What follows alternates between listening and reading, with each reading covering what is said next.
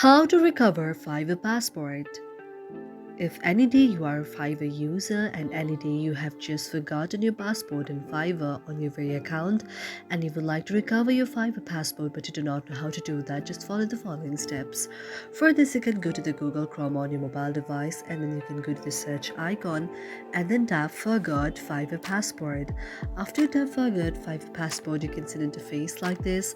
Now you have to tap on the first option, that is Reset the Passport, and tap on that.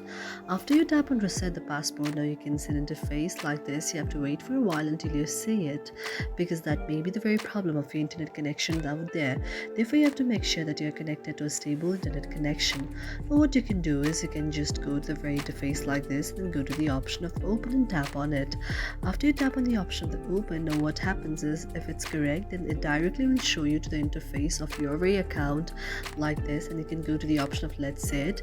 Otherwise, what may happen is you can see an interface like this which will take you directly to the Google Play Store, and then you have to go to the option of update there and update your very Fiverr account. And after your very account of Fiverr or the very application of Fiverr is updated, it have to reach up to 100%, and after that you have to click on open there, and after you click on the option of the open there, you have to wait for a while until it reaches 100%.